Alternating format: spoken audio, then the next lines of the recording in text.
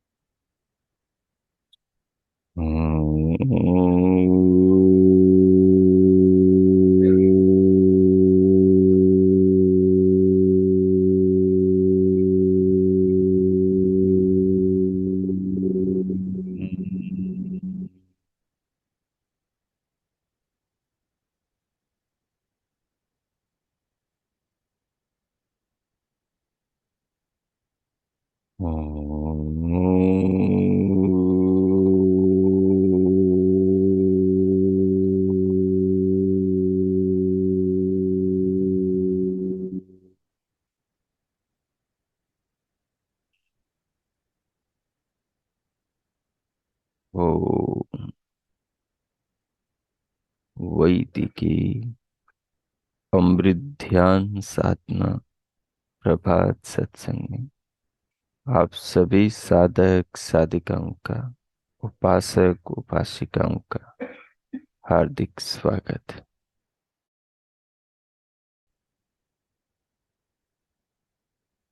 ओ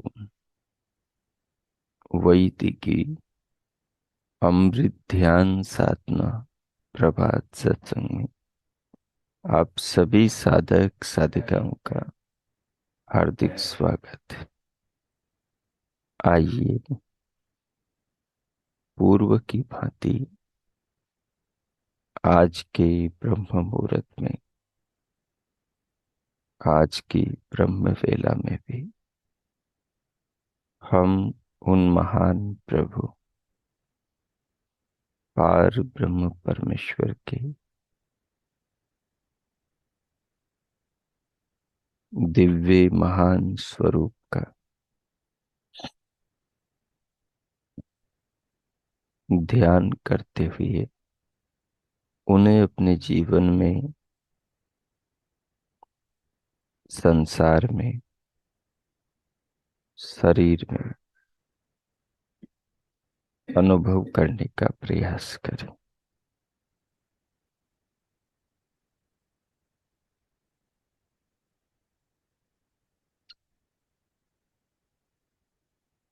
उसके लिए कोई भी अनुकूल आसन लगाइए। जिस भी आलथी पालथी में आप सहज होकर ध्यान पर्यंत बैठ सके वो लगा लीजिए।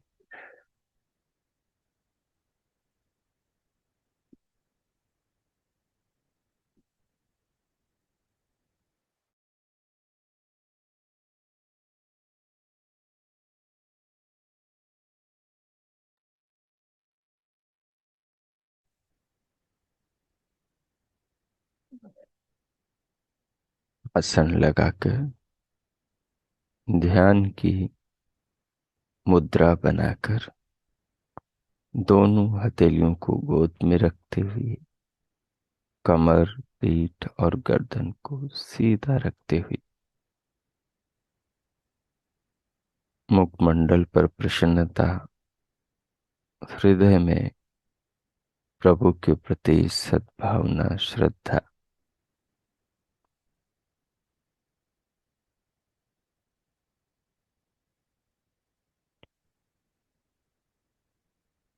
सिर से पांव तक, पांव से सिर तक पूरी देह के अंग प्रत्यंगों को अनुभव करें और शिथिल करें, ढीला छोड़ें।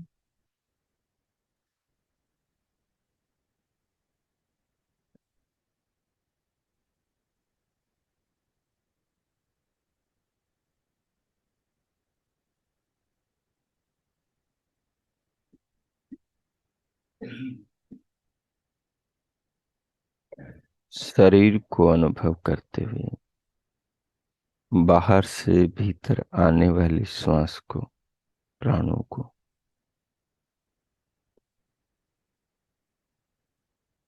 अनुभव करें, धीरे धीरे लंबा गहरा करते हुए भीतर लें अनुभव के साथ।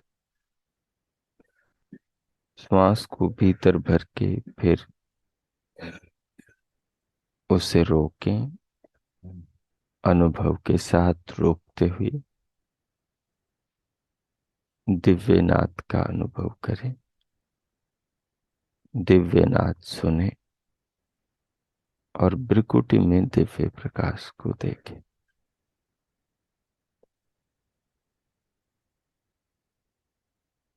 दिव्यनाद सुनते हुए, दिव्य प्रकाश देखते हुए, श्वास को अनुभव करते हुए मन ही मन में प्रभु के नाम का जप करें। 3-4 मिनट तक इस प्रयोग को करें। उसके बाद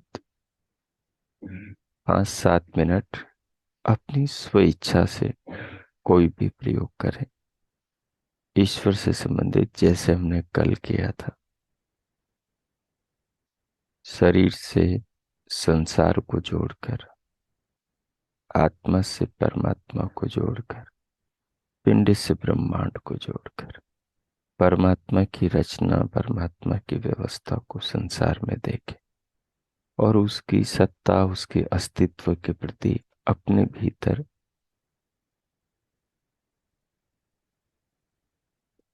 भीतर विश्वास जगाएं।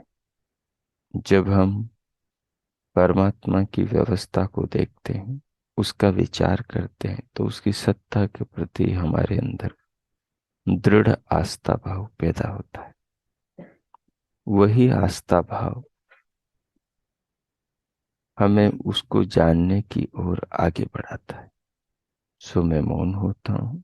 अगले 10-12 मिनट तक ये प्रयोग करें आप। प्रथम 3-4 मिनट दिव्य नाद सुनते हुए, दिव्य प्रकाश देखते हुए, प्राणों को लेते छोड़ते हुए, रोकते हुए, प्रभु नाम का मानस जप करते हुए, इन तीनों चारों भीतर के प्रयोगों की अनुभूति को अपनी आत्मा के द्वारा अनुभव करते हुए फिर उसके बाद में इस प्रकार चिंतन करते प्रारंभ करें।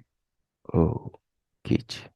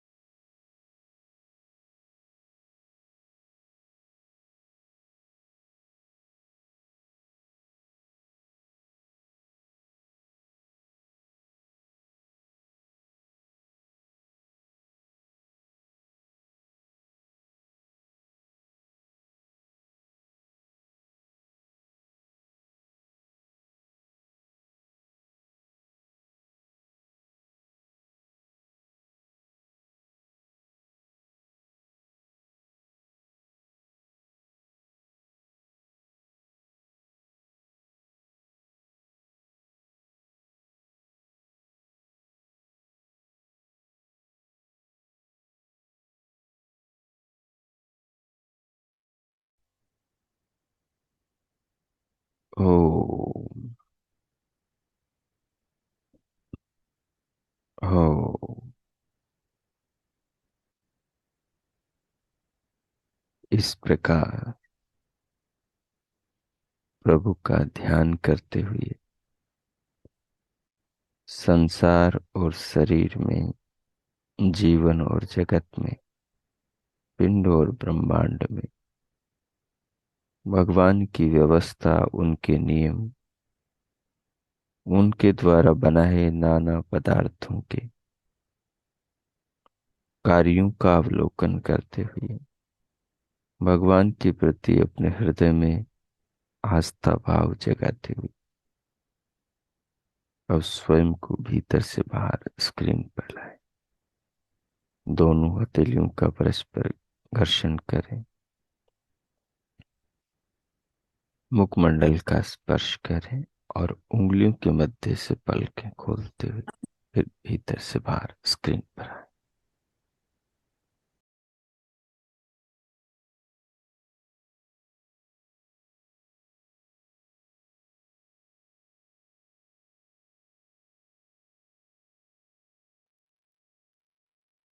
ओ, देखिए,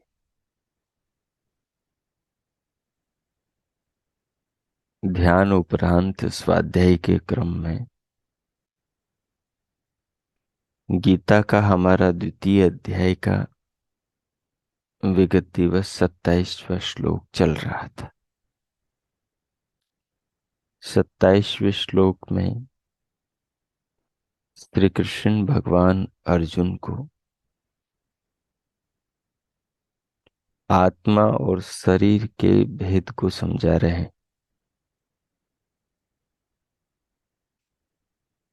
शरीर नश्वर है, परिवर्तनशील है। आत्मा अनश्वर है, अपरिवर्तनशील है। शरीर मनुष्य के द्वारा आत्मा के द्वारा जो कर्म किए जाते हैं उन कर्मों के फल के रूप में प्राप्त होते हैं। चाहे किसी भी योनि में कोई भी शरीर प्राप्त हो, जाति, आयु और भोग ये कर्मानुसार मिलते हैं। तो कर्मानुसार मिलते हैं तो शरीर के साथ में सुख भी होते हैं और दुख भी जुड़े रहते हैं। जो मनुष्य के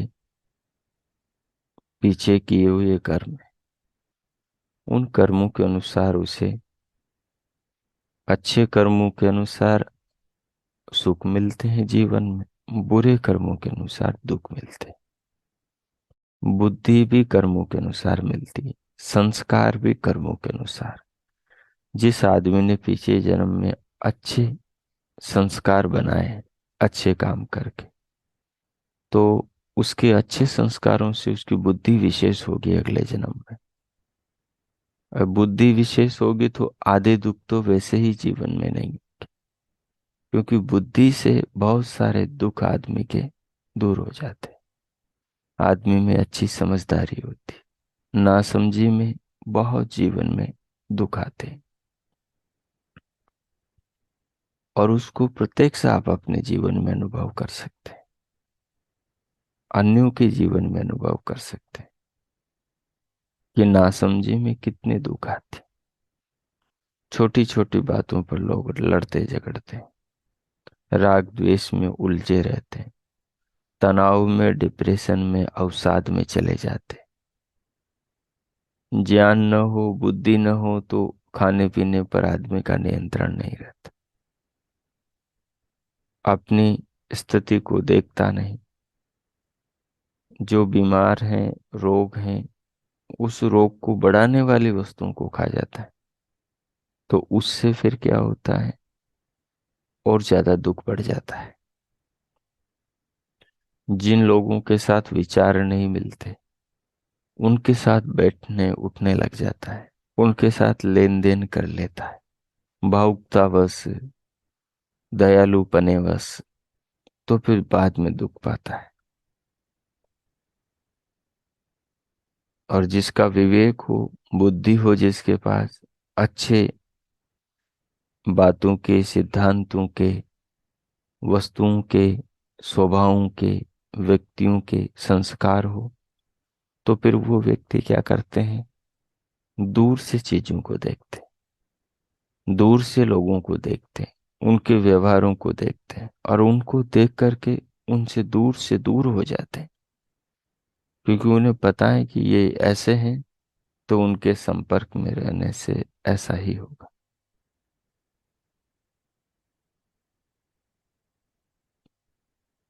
इसलिए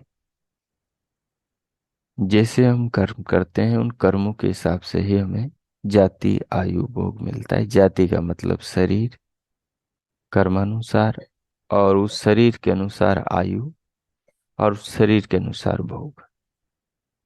शरीर के अंदर बुद्धि भी आ गई, दिमाग, मन, इंद्रियां, शरीर का सामर्थ्य, लंबाई, चौड़ाई, सुंदरता, सामान्यता, विशेषता, सब चीजें आ गई। स्त्री का शरीर, पुरुष का शरीर, तृतीय लिंगी का शरीर, वो कर्मानुसार। अर्जुन को श्री कृष्ण समझा रहे हैं कि तू शरीरों के मोह में मत उलझ। हम शरीरों के मोह में जीवन भर उलझे रहते हैं। आदमी अपनी उन्नति को, अपनी योजना को, अपने जीवन के लक्ष्य को विसार बैठा हुआ होता है शरीरों के मोह। बच्चे बड़े हो जाएं फिर साधना करेंगे, ये काम पे लग जाएं, इनकी नौकरी लग जाए, फिर साधना करेंगे, तब तक टाले जा रहा है। जबकि ये सोच ही नहीं रहा कि आत्मा बच्चे की अलग है और उसकी अलग है। बच्चे के किए कर्मों का फल बच्चे को मिलेगा, उसकी आत्मा को मिलेगी। वो तो बच्चा तुम्हारा इस बार में है, अगली बार जन्म, अगली बार जब बच्चा कभी मिलेगा ही नहीं। बच्चा इस बार है। पति जिस पति के साथ में है वो इस बार है, पत्नी जिस पत्नी के साथ में है वो इस बार है, माँ बाप जिन माँ बाप के साथ में है, वो इस बार है, भाई बंधु जिनके साथ में है वो इस बार है, अगले बार नहीं होंगे। नहीं, पिछले बार थे। जो मित्र हैं वो इस बार है, न आगे होंगे न पीछे थे। जो नगर आज अपना है, वो पीछे का पता नहीं कि यही था, और आगे का पता नहीं कि ये होगा। जो मकान आज अपना है, मरने के बाद में ये अपना होगा ही नहीं, पहले भी नहीं था।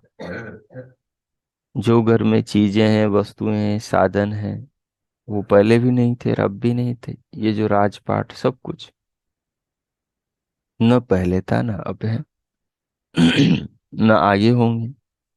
तो ये सब तो, इनके साथ तो संबंध शरीरों के हैं, आत्मा के संबंध नहीं है। तो इन संबंधों के लिए अपनी आत्मा को बलि नहीं चढ़ाना चाहिए।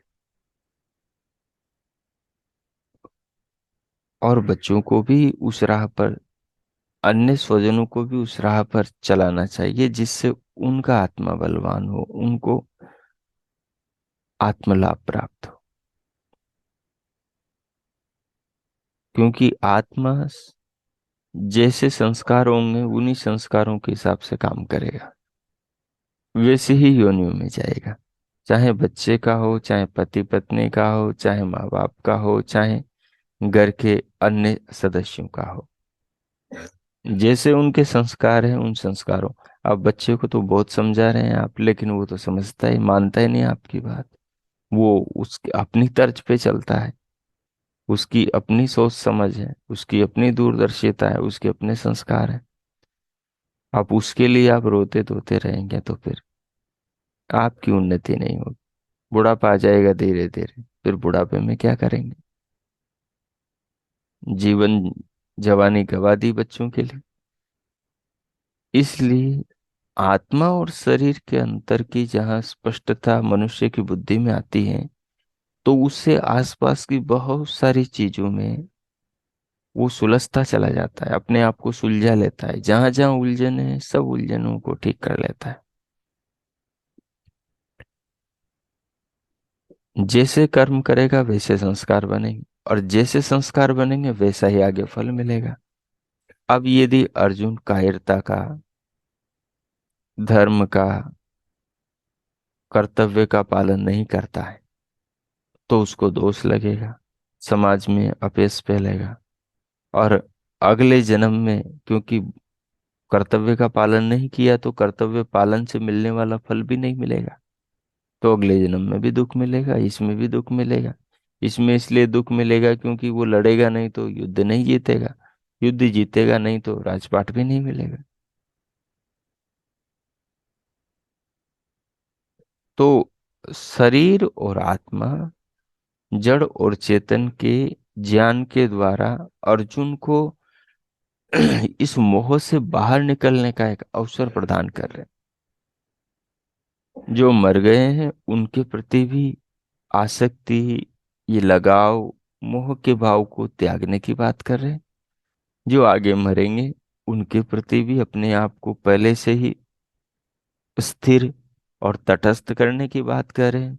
और जो वर्तमान में सामने खड़े हैं उनमें भी मोह को त्याग करके धर्म को, आत्मा की नित्यता को आगे करके खड़ा हो जाने की बात कर रहे हैं युद्ध के लिए। इस प्रकार पीछे की भूमिका है। अब देखिए आगे। जातस्य ही ध्रुवो मृत्युर ध्रुवम जन्म मृतस्य च तस्मात् अपरिहार्ये अर्थे न तुम सोची तुम अरस। श्री कृष्ण कह रहे हैं थोड़ी देर के लिए तेरी बात में मान भी लूं। यदि तू ऐसा सोचता है कि भाई शरीर ही जन्मते हैं मरते हैं तो शरीरों के साथ हमारा संबंध भी है, तो श्री कृष्ण कहते हैं तब भी शोक का विषय नहीं। क्योंकि जातस्य से ही ध्रुवो मृत्यु, भाई जिसका जन्म हुआ है उसकी मृत्यु तो अटल है। ध्रुवम जन्म मृतस्य च, और जो मरा है उसका जन्म भी निश्चित होगा। तस्मात् अपरिहार्य थे, इसलिए इसलिए जो मिटने वाला शरीर है, जन्म लेने वाला है, न तुम सोची तुम्हारे से, उसके लिए शोक करना तेरा निरर्थक है। इस पर यहां तक का हमारा हो गया था। अब आज से आगे का तो देखिए, अगला श्लोक है 28वां श्लोक। अब अन्य प्रकार से शोक भाव कथन करते हैं। अब अन्य प्रकार से शोक को, अर्जुन के मोह को दूर करने के लिए श्री कृष्ण अपना उपदेश करते हैं। अव्यक्तादीनि भूतानि व्यक्तमध्यानि भारत अव्यक्तनिधनान्येव तत्र का परिवेदना। अव्यक्तादीनि भूतानि व्यक्तमध्यानि भारत अव्यक्तनिधनानि एव तत्र का परिवेदना। हे भारत, हे भारत के प्रतिनिधि, हे अर्जुन, भूतानि सब भूत, अव्यक्तादीनि उत्पत्ति से पूर्व अव्यक्त रूप, और व्यक्त मध्यानि और मध्य में व्यक्त इंद्रिय गोचर होकर अव्यक्त निधनानि अंत में फिर अव्यक्त रूप हो जाते हैं। तत्र इस व्यवस्था में का परिवेदना, सो किस बात का करना। कह रहे हैं अर्जुन, भूतानि अव्यक्तादि, ये जो भूत हैं, पंचभूत हैं, और जो सारे प्राणी समुदाय के शरीर हैं। भूत किसे कहते हैं? जो उत्पन्न हुआ है, जिसका जन्म हुआ है, जिसका निर्माण हुआ है, उसे भूत कहते हैं। हो चुका है निर्माण, जो जन्म ले चुका है, उसको भूत कह रहे हैं यहाँ पर। तो जड़ और चेतन दोनों को भूत कहा है। जो ये लोकांतर है, पृथ्वी जल अग्नि वायु आकाश पहाड़ पर्वत नदियां सागर पेड़ पौधे सूर्य चंद्रमा ये सब भी भूत हैं।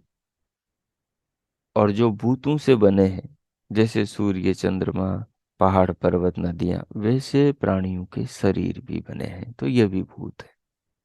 तो कह रहे हैं भूतानि अव्यक्तादीनि।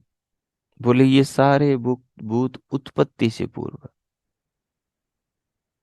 पृथ्वी बनने से पूर्व सूक्ष्म रूप में थी, अणु के परमाणु के रूप में थी। जल अग्नि वायु आकाश, प्राणियों के शरीर, पंचभूत बनने से पहले सब पंचभूतों के सूक्ष्म अणु के रूप में थे। और पंचभूतों के उत्पन्न होने से पहले पंचभूत भी उनके सूक्ष्म भूत तन्मात्राओं के रूप में थे। और तन्मात्राएं पंच सूक्ष्म भूत भी उनके बनने से पहले अहंकार के रूप में थे, अहंकार के परमाणु के। और अहंकार के भी बनने से पहले अहंकार के परमाणु महातत्व के अंदर थे, महातत्व के परमाणु में थे। महातत्व के भी बनने से पहले महातत्व भी प्रकृति के मूल परमाणु सत्व रज तम अनंत गुणों में था। तो महतत्व प्रकृति के सत्व रज तम मूल परमाणु से उत्पन्न हुआ, भगवान ने पैदा किया। और उसी महतत्व के परमाणु से परमात्मा ने चित्त बनाया, जो हमारे दिमाग में काम कर रहा है, जिसमें हम संस्कारों को रखते हैं, अनुभव करते हैं। और फिर उसके बाद में हमारी बुद्धि बनाई, जिससे हम सोचते हैं, निर्णय करते हैं। फिर उसके बाद में बुद्धि के बाद में अहंकार बनाया, जिससे हम ये मैंने किया है, ये ममत्व का अनुभव करते हैं। और उसके बाद में अहंकार से परमात्मा ने अहंकार के परमाणु से ज्ञानेंद्रियां बनाई, कर्मेंद्रियां बनाई, मन बनाया, तन्मात्राएं बनाई। तन्मात्राओं के परमाणु से पंचस्थूल भूत बनाए, पंचस्थूल भूतों के परमाणु से सारे ये संसार, नदियां, सागर, पृथ्वी, सब कुछ, और मनुष्यों के शरीर बनाए। इनके खाने पीने की चीजें बना रहे हैं, चक्कर चल रहा है। तो जब ये अव्यक्तादीनि भूतानि, उत्पत्ति से पूर्व ये सारे भूत, सबके शरीर, पहाड़, नदियां, पांचों भूत, सब अव्यक्त रूप में थे, अप्रकट रूप में थे। और व्यक्त मध्यानि, और मध्य में अव्यक्त, अव्यक्त यानी अप्रकट रूप में जब परमाणु के रूप में थे, उससे जब परमाणु से बनकर जब स्थूल रूप में आ गए, उसके मध्य ये जब परमाणु रूप में वापस चले जाएंगे, उसके मध्य ये व्यक्त रूप में है। जैसे आज है हमारा शरीर, ये व्यक्त रूप में, व्यक्त मध्यानि, मध्य में व्यक्त रहते हैं। मध्य में व्यक्त यानी इंद्रिय गोचर होते हैं, यानी आंखों से दिखाई देते हैं, कानों से सुनाई देती है शरीरों की आवाजें, संसार की ध्वनियां। जिह्वा से चखने में आते हैं संसार के खाद्य पेय पदार्थ, त्वचा से स्पर्श करने में आते हैं, ऐसा। और अव्यक्तादीनि, अव्यक्त निधनानि, और अंत में अव्यक्त निधनानि, और इनका अंत अव्यक्त में हो जाता है। अव्यक्त में जो अप्रकट सूक्ष्म रूप है, उसमें सब समझ आता है। हम कितने शरीरों को शमशान में जला कर आए, कहाँ मिलते हैं वो शरीर? मिलते हैं, अब दिखाई देते हैं? कहीं नहीं दिखाई देते, सब समा गए। शरीरों में जो पृथ्वी का भाग था, वो सब मिट्टी होकर एक हांडी में जितनी सीख आ जाए, उतनी सी मिट्टी राख हो जाती, और हड्डियां थोड़ी सी बचती हैं। जल जल में शरीर का, अग्नि अग्नि में, सब वायु वायु में, सब पंचभूतों में, जहां से शरीर आया वहीं चला जाता है। तो यदि तू ऐसा मानता है, तो इस व्यवस्था में भी शोक करने लायक ये शरीर नहीं।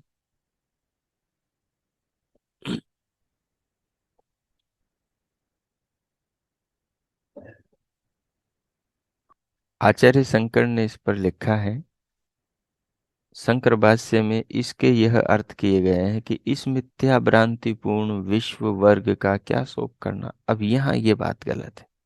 संसार को मिथ्या और भ्रांतिपूर्ण कहना गलत है, क्योंकि संसार मिथ्या नहीं। भ्रांतिपूर्ण है, ये भ्रम नहीं है संसार, ये वास्तविक है, आपके आसपास की चीजें हैं, ये वास्तविक है, भ्रम नहीं है। लेकिन वेदांती लोग इसको भ्रम मानते हैं। बोले ये जो दिखाई दे रहा है ये है नहीं, जैसे मृग तृष्णा का जल है, वो दिखाई देता है लेकिन होता नहीं। मृग तृष्णा का जल दिखाई नहीं देता, दिखाई देता है लेकिन वो भ्रांति होती। क्योंकि मृग तृष्णा है क्या? जो गर्मियों के दिनों में जो जमीन से भाप निकलती, सूर्य की तेज लपटों के कारण, रश्मियों के किरणों के कारण, तो वही दूर से वो भाप ही है ना, पानी के जैसी लहराती हुई नजर आती है। इसलिए उसको मृग तृष्णा कहता है। मृग बेचारा उसमें तो आ, उसने तो शास्त्र पढ़े नहीं, मृग ने तो, हिरण ने तो, इसलिए दूर से वो देखता है तो उसे जल की तरह, क्योंकि जल की तरह प्रतीत होती है मृग तृष्णा की तरंगे, इसलिए वो जल समझ के वहां दौड़ के जाता है, और वहां जाता है तो उसको कुछ नहीं मिलता, क्योंकि नजदीक से वो दिखाई नहीं देती उसकी तरंगे, दूर से दिखाई देती। लेकिन ऐसा संसार के बारे में नहीं। संसार को देखने वाला है वो अज्ञानी नहीं है, वो पशु नहीं है, वो मृग नहीं है, मनुष्य है। मनुष्य विचारशील प्राणी है, वो उसे छू कर देख रहा है। मृग तृष्णा का जल छू कर थोड़ी देखा जाता है। हम तो यहाँ चीजों को छू रहे हैं, उनको खा पी रहे हैं, उनको अनुभव कर रहे हैं, और एक दिन नहीं कई दिनों तक करते हैं। इसलिए इसलिए उसको मिथ्या नहीं कहा जा सकता, भ्रांतिपूर्ण नहीं कहा जा सकता, व्यर्थ नहीं कहा जा सकता। इसी अर्थ को मधुसूदन स्वामी ने अवलंबन किया, अर्थात उन्होंने भी इसी अर्थ को लिया गीता की टीका करते हुए। जैसा कि तथा च अज्ञान कल्पितत्वेन तुच्छानि आकाशादीनि आकाशादि भूतानि उद्दिश्य शोको न उचित। अज्ञान से कल्पना किए हुए जो यह सब आकाशादि भूत हैं, इसका शोक उचित नहीं। इसके मत में ब्रह्म के आश्रित जो अविद्या, उससे यह संपूर्ण संसार उत्पन्न हुआ। ब्रह्म के आश्रित जो अविद्या है, उस अविद्या से सारा ब्रह्मपूर्ण, यानी भ्रमात्मक भ्रमात्मक संसार पैदा हुआ, जो वास्तव में है नहीं, बस मृग तृष्णा की तरह दिखाई देता है। इसलिए शोक नहीं करना चाहिए संसार के बारे में, ये वास्तविक सिद्धांत नहीं। हमारे विचार में तो सब शोकों का आकर इनका ब्रह्म ही बन गया, जिसको मुनि जी, आर्य मुनि जी कह रहे हैं कि हमारे विचार में ये लोग जो कल्पना कर रहे हैं अपनी अपनी, तो इस दृष्टि से तो इन्होंने ब्रह्म को ही भ्रम बना दिया, जिसको आच्छादन करके अज्ञान ने यह नानाविध शोक मोहादि दुख जात की राशि इस संसार को उत्पन्न कर दिया। अब यदि ब्रह्म को अज्ञान होगा तो फिर वो वेदों का ज्ञान कैसे देगा, बताओ आप। अगर उसको संसार का ज्ञान होगा कि ब्रह्म अविद्या से ग्रसित हुआ, फिर उसने संसार ये अविद्या रूप में पैदा हुआ, तो फिर वो वेदों का सत्य ज्ञान कैसे देगा? तो ये जो इनकी अपनी विचारधारा है वेदांत मत की, वेदांत के आचार्य शंकर के शिष्यों की, ये सब उठपटांग है, जो कि सृष्टि क्रम से विरुद्ध है, और गीता के श्लोकों के अभिप्राय से विरुद्ध है, वेद मत से विरुद्ध है। जिनके मत में ब्रह्म में मोह हो जाता है, उनके मत में जीव को मोह हो जाने की तो कथा ही क्या। भाई जिनके ब्रह्म में ही मोह हो गया, जिनके ब्रह्म को ही मोह हो गया, उनके मत में जो ब्रह्म से पैदा हुआ जो जीव है ब्रह्म का अंश, उसको मोह होने में क्या दिक्कत है? मतलब उसको तो मोह हो ही जाएगा। तो ये वस्तुतः अवैदिक जो मान्यता है वेदांत की, वो ठीक नहीं। यह श्लोक कार्य जो शरीर आदि हैं उनकी अनित्यता को प्रतिपादन करता है, मायावादियों के मायाकृत मोह को नहीं। क्योंकि आगे के श्लोक में जीवात्मा की नित्यता और शरीर की अनित्यता कथन की है। तो देखिए, अब जो श्लोक है, मुझे बहुत प्यारा श्लोक है ये। जब मैं गुरुकुल से निकला था 2012 में 11 में। तो इस श्लोक को जब एकांत में साधना करता था, बिल्कुल एकांत में रहता था और एक रूम में अपनी बस खिचड़ी बना ली और खा ली और दिन भर ध्यान करते रहे, स्वाध्याय करते रहे और किसी से बातचीत नहीं करना।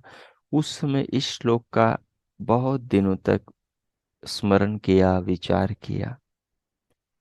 मुझे ये बहुत ही प्रिय श्लोक है और इस श्लोक में विशेष बात यह है कि आत्मा के अनुभव को समझने की एक दृष्टि बताई गई है कि आत्मा की जो अनुभूति होती है वो कैसी होती।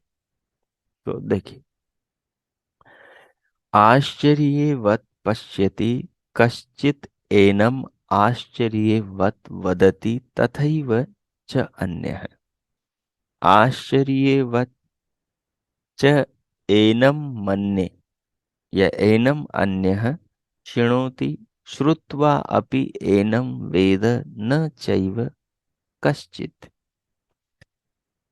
आश्चर्यवत् पश्यति कश्चित् एनम् आश्चर्यवत् वदति तथैव चान्यः।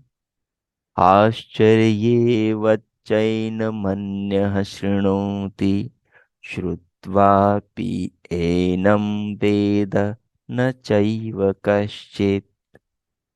श्री कृष्ण कहते हैं अर्जुन से कि हे अर्जुन,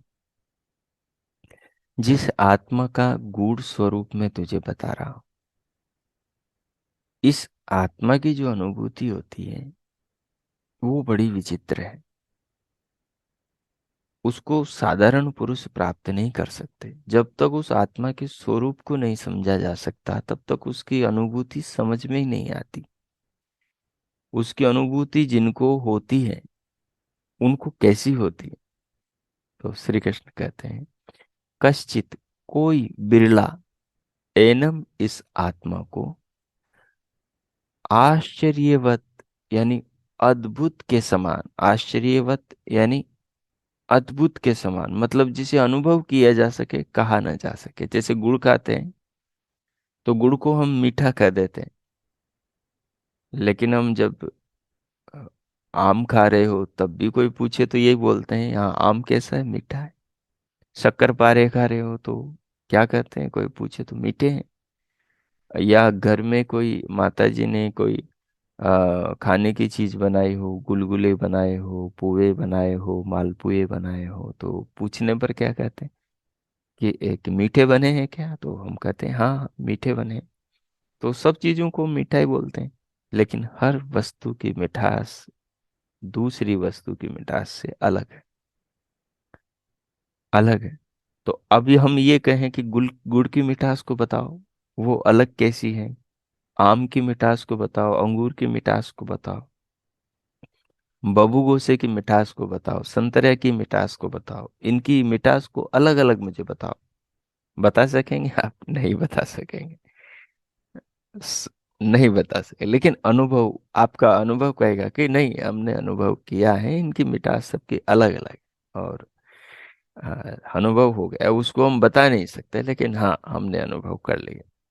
और हर व्यक्ति का यही अनुभव होगा। हर व्यक्ति, हाँ हम बता नहीं सकते, उसे शब्दों में न लिख सकते हैं, न हाव भाव से समझा सकते हैं, और न ही उसको हम शब्दों में व्यक्त कर सकते हैं, लेकिन हाँ अनुभव तो हमने किया है।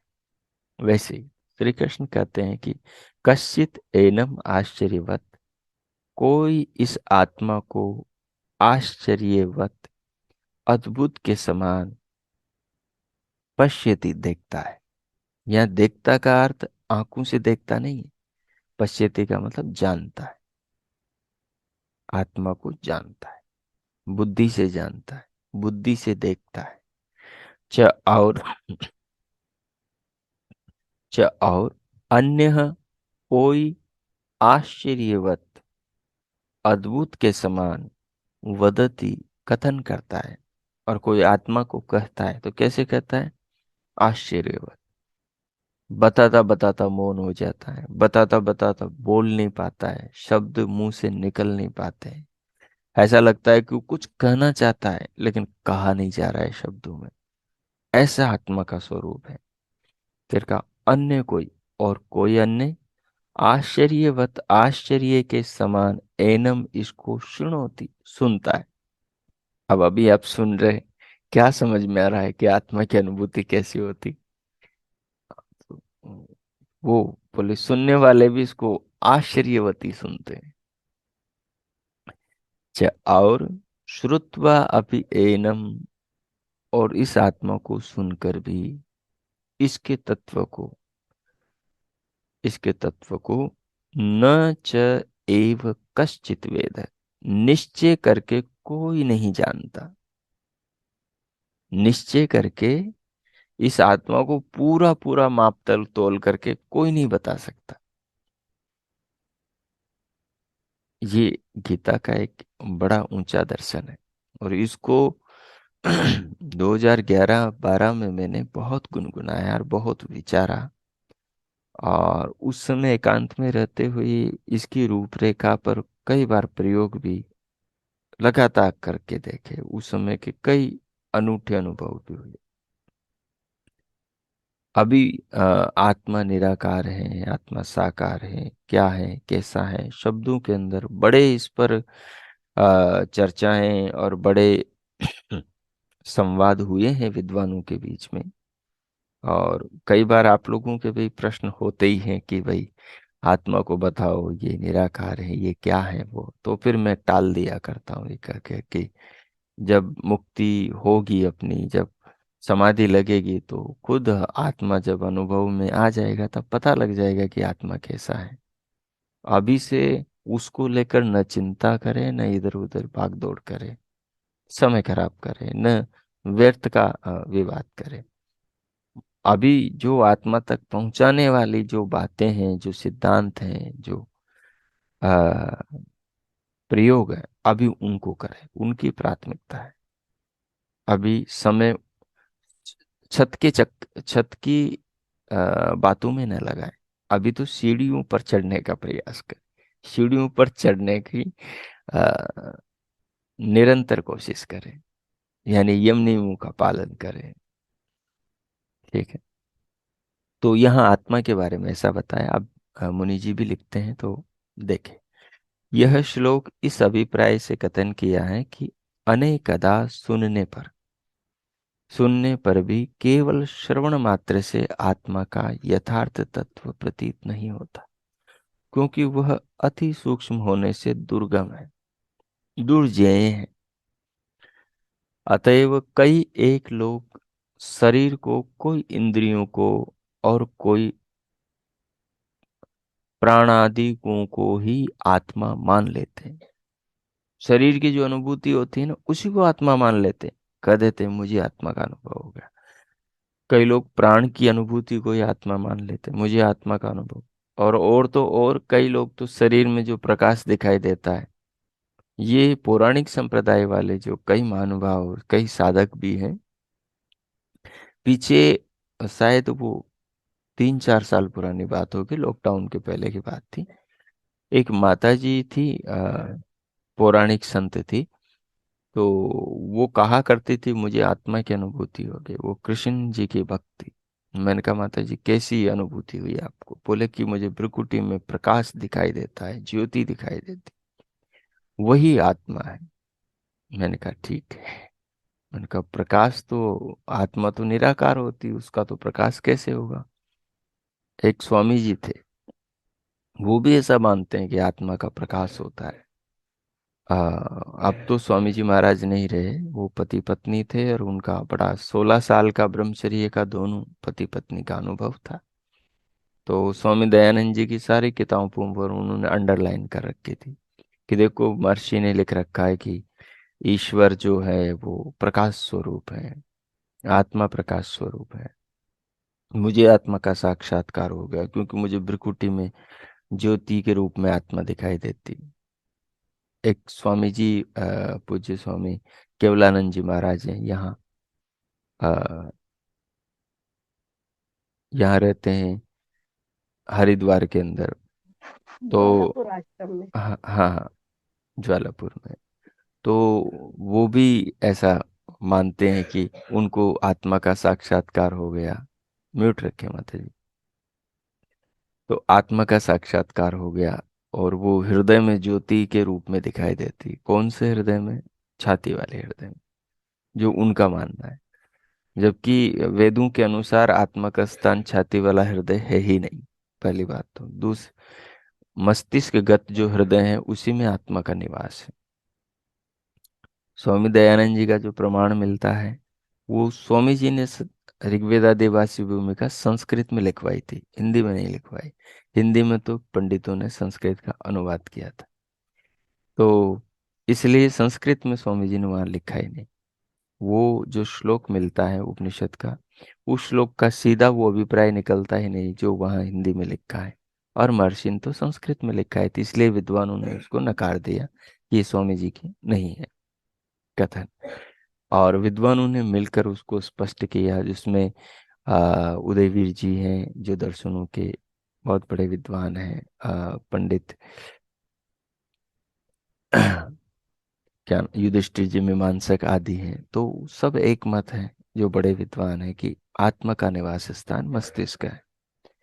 अब रही बात मस्तिष्क में ज्योति, जो पौराणिक लोग कहते हैं भाई ज्योति दिखाई देगी तो वो आत्मा दिखाई देगी। आत्म तत्व ज्योति रूप नहीं होता, क्योंकि वो तो निराकार है, उसे कैसे देखेंगे? हाँ, बुद्धि तत्व जो है, मनस तत्व जो है, ज्ञानेंद्रिय तत्व जो है, ये ज्योति रूप में, ये ज्योतियों के रूप में इनको देखा जा सकता है, क्योंकि वो तेजस तत्व है, सब परमाणु रूप है। लेकिन आत्मा को नहीं देखा जा सकता। ठीक है। तो अब उनका अपना अनुभव है, क्योंकि वो जितना उन्होंने पढ़ा है या सुनने में आया है, जैसी साधना है, क्योंकि सिद्धांत तो, अब हम भी गुरुकुल में रहते थे तब तक यही मानते थे कि आत्मा का निवास स्थान छाती में है, दोनों स्तनों के मध्य जो अंगुष्ठाकार गर्त है उसमें है। ठीक है। तो हमने तो हमारे गुरुजी को सुना, तो कई चीजों के बारे में वो कहते रहते थे कि अभी मेरा इस पर पक्का निर्णय नहीं है, अभी ये विचारणीय कोटि में। तो इस प्रकार से हम कई चीजों को विचारणीय कोटि में रखते थे, जिस पर एकदम निर्णय हृदय नहीं बोलता, आत्मा नहीं बोलता अंदर से कि ये ठीक है। तो धीरे धीरे अब जाकर वो एक निर्णय हुआ कि आत्मा का स्थान जो है वो मस्तिष्क में है। और आत्मा का जो स्वरूप है वो प्रकाश रूप नहीं है, और कई लोग प्रकाश रूप मानते हैं। तो इस प्रकार से तो ये जो कई लोग ऐसा मानते हैं कि शरीर को आत्मा की अनुभूति के रूप में देख लेते हैं, क्योंकि जो चित्त में वृत्ति चलती है, उस वृत्ति की जो आत्मा अनुभूति करता है, उस अनुभूति को आत्मानुभव मान लेते हैं। और वो चित्त की वृत्ति मात्र होती है। और ये ऐसा कई साधकों को भ्रम होता है शुरुआत में, जिन्होंने अच्छे से शास्त्रों का अध्ययन नहीं किया, मनन नहीं किया, विद्वानों को नहीं सुना, तो उनको ऐसा हो जाता है। फिर उसमें वो फूले नहीं समाते हैं। लेकिन वो आगे जाकर फिर जब समझ में आता है, तब तक उनका काफी समय उस गलत भाव में ही निकल जाता है, जो गलत मानकर बैठे थे उसमें बहुत सारा टाइम साधना का, जीवन का समय गुजर जाता है। तो प्रमाण आदि को ही प्राण आदि को ही आत्मा मान लेते हैं, परंतु जब तक उसका शरीर आदि से भिन्न यथार्थ साक्षात्कार न हो, तब तक मृत्यु का भय बना रहता है। ये मूल बात है। जब तक आत्म तत्व का प्रत्यक्ष साक्षात्कार न हो, अनुभूति पूर्वक न हो, तब तक मृत्यु का भय बना रहता है। और जब उसका प्रत्यक्ष अनुभव हो जाए, उसमें बिल्कुल भी भ्रांति न रहे, तो फिर मृत्यु का भय चला जाता है। ये महर्षि के जीवन में हम देख सकते हैं। उनको मृत्यु का भय नहीं था।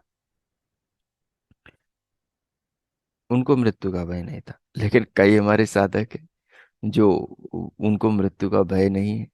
वो जंगल में सब जगह चले ही जाते हैं, ऊंचे ऊंचे पहाड़ों पर चढ़ जाते हैं। पूछते हैं जी आपको डर नहीं लगता? बोले क्या डरना है, शरीर तो नश्वर है, आज नहीं तो कल तो मरना ही है, तो उसमें क्या डरना है? कोई हमें तो डर नहीं लगता। जी ठीक है। लेकिन हमें डर लगता है। हमें डर लगता है। लेकिन उनसे पूछते हैं आत्मा के बारे में क्या जानते हो? बोले जी अभी तो हम इस बारे में कुछ नहीं जानते। अच्छा, हम थोड़ा सा जानते हैं लेकिन हमें डर लगता है। लेकिन डर अलग अलग है। हमारा डर इसलिए है क्योंकि हम आत्मा को जानना चाहते हैं, अभी उसे जानने से पहले मरना नहीं चाहते। इसलिए हम शरीर को बचाना चाहते हैं, इसलिए मृत्यु से डरते हैं। तो यहाँ जो मृत्यु का डर है वो सप्रयोजन है, वहां जो मृत्यु का डर है, नहीं जी, कोई डर ही नहीं है, मरेंगे तो मर जाएंगे। वो एक उनकी मानसिक वृत्ति है, मनोस्थिति है, वो विवेक पूर्वक नहीं है, उसमें बुद्धि नहीं है कि मरेंगे तो मर जाएंगे, कोई बात नहीं चलो। वो उसमें बुद्धि नहीं है, विवेक वाली वो चीज नहीं है। लेकिन जहाँ ये है कि नहीं, मरना नहीं चाहते, क्यों नहीं मरना चाहते? मुक्ति को प्राप्त करना है, शास्त्र पढ़ने हैं अभी तो, ये करना है, वो दृष्टि ठीक है। वो जो भय है, वो शरीर को मुक्ति प्राप्ति के लिए साधन रूप में सुरक्षित रखने का है। तो इस लाइन को अंडरलाइन कर लें आप। तो जब पुरुष साधन संपन्न होकर शरीर आदिकों को अनित्य और इस सतचित रूप, आत्मा आनंद रूप नहीं है, सच्चित है, सत्तात्मक वस्तु है, चेतन है, तो सच्चित रूप अपने आप को साक्षात्कार कर लेता है, फिर शरीर के नाश होने का भय नहीं रहता, फिर शरीर के नाश होने का आत्मा को भय नहीं रहता। अद्वैतवादी इस श्लोक को इस प्रकार लगाते हैं, इसका अर्थ क्या कहते हैं? ब्रह्मा अभिन्नम, अभिन्नम अपि अ, भिन्नम इव।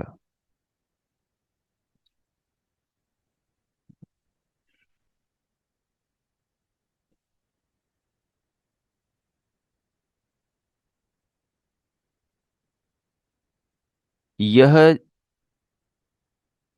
यह जब ब्रह्म से अभिन्न होने पर भी इसको भिन्न देखना आश्चर्य है। यह जब ब्रह्म से अभिन्न होने पर भी, आत्मा जब स्वयं को ब्रह्म से अभिन्न होने पर भी इसको भिन्न देखता है, देखना है, वो आश्चर्य है। अर्थात इस श्लोक को भी जीव ब्रह्म की एकता में लगाते हैं, एकता में खींच लेते हैं। पर यह भाव श्लोक से कदापि नहीं निकलता, क्योंकि आगे का श्लोक इससे सर्वथा विरुद्ध है। और आधुनिक अद्वैतवादी टीकाकारों ने इस पर ऐसा रंग चढ़ाया, यतो वाचो निवर्तन्ते अप्राप्य मनसा सह, इत्यादि सब उपनिषद वाक्य जो परमात्मा प्रकरण के थे, वह भी इसी में संगत कर दिए। और अविद्या के वशीभूत होकर जो अपने आप को न जानना है, न जानना है, इसी को आश्चर्य शब्द से कथन किया है। पर इनके यह अर्थ यहाँ गंध मात्र भी नहीं निकलते, क्योंकि यहाँ आत्मा की नित्यता का प्रकरण है, जैसा कि इस अग्रिम श्लोक में कहा गया है। तो आज इतना ही रखते हैं, 30वें श्लोक से कल करेंगे। और जो ये बड़े ही महत्वपूर्ण द्वितीय अध्याय के श्लोक हैं, इनको जितना हो सके दोहरा लें, याद कर लें। जिनको आत्मा को जानना है और इस अवस्था तक जाना है, तो वो तो इनका जरूर मनन करें। चलिए, इतना ही रखते हैं। अब जो अभी आपने सुना है, उसको, श्लोकों के उस भाव को आत्मसात करें और प्रभु का धन्यवाद करेंगे। मैं मौन हो जाता हूँ 2-3 मिनट तक। कीजिए। ओ।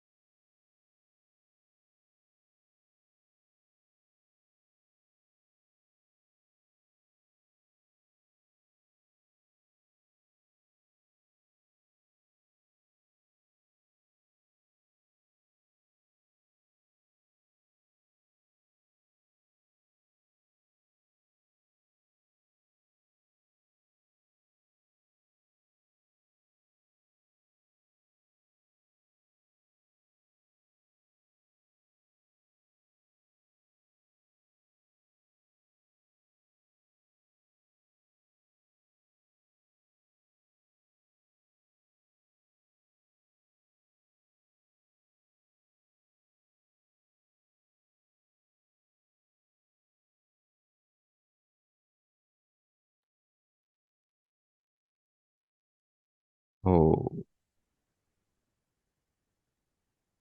हो। इस प्रकार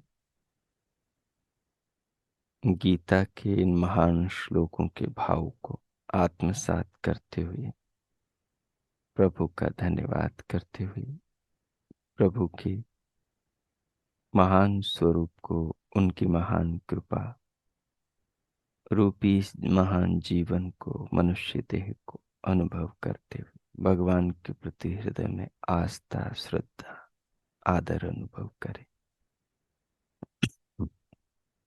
उनका धन्यवाद करते हुए और महापुरुषों के प्रति, अपने पूर्वजों के प्रति आस्था मन में रखते हुए फिर भीतर से बाहर आएंगे शांति पाठ के उपरांत।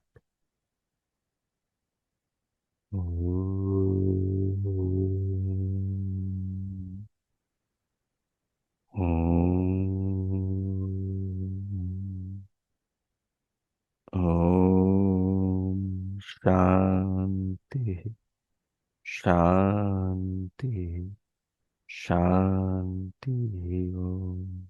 ओम। आप सबका आज का दिन शुभ हो, मंगलमय हो। प्रभु से सबके लिए बहुत बहुत मंगल कामना, शुभ कामना। इति ओम। अब दोनों हथेलियों का परस्पर घर्षण करें। उषण हथेलियों से मुखमंडल का स्पर्श करें